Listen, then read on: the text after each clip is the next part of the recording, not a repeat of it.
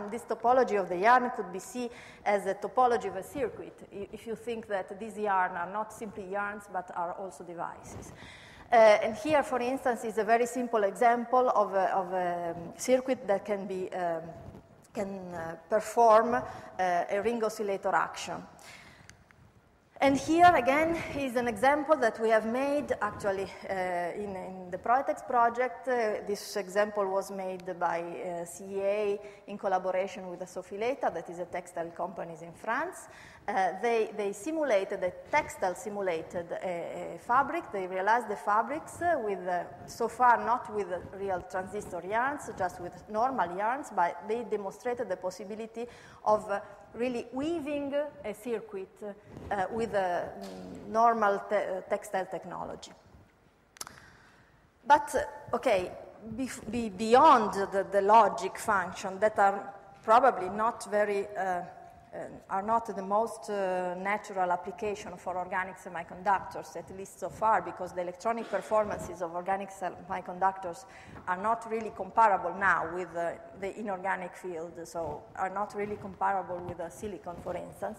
So a much more attractive application, in my opinion at least, is in the field of sensors, because organic semiconductors, as I mentioned at the beginning, can be synthesized, giving them practically any kind of chemical functionalities. So they can very easily become chemical sensors, for instance, but they are also, for instance, very sensitive to pressure and strain. So they become also, for instance, deformation sensors. And so it is possible, by simply weaving this kind of functionalized yarns, obtain a network of sensors on a textile substrate.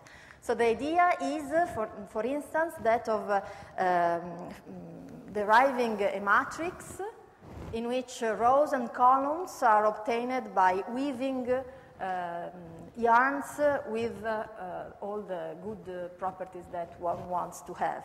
And so the idea is to obtain a textile matrix made by textile techniques with this new kind of functionalized yarns.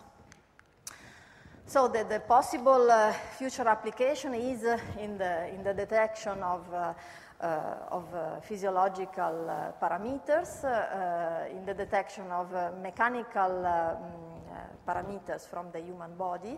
And one thing that one should mention is that being transistors, so this kind of devices can be characterized under the electronical point of view in a complex way. So there are many electronic parameters that can be derived from each transistors. And this active and multi-parametric detection can give advantages in terms of information gained from these kind of devices, rather than from simply passive resistor or simply passive sensors.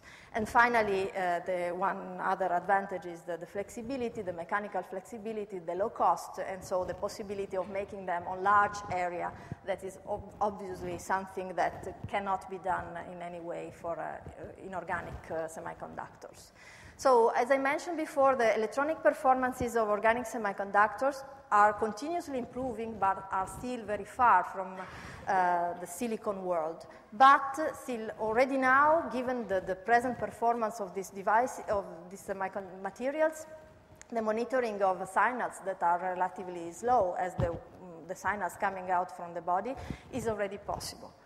So this basically concludes my talk. I would like to mention the project Proetex, in the frame of which this part of this activity has been developed, and also the cluster of smart fabrics interactive textiles that has been funded and encouraged by the European Commission. And finally, you for your kind attention. Thank you.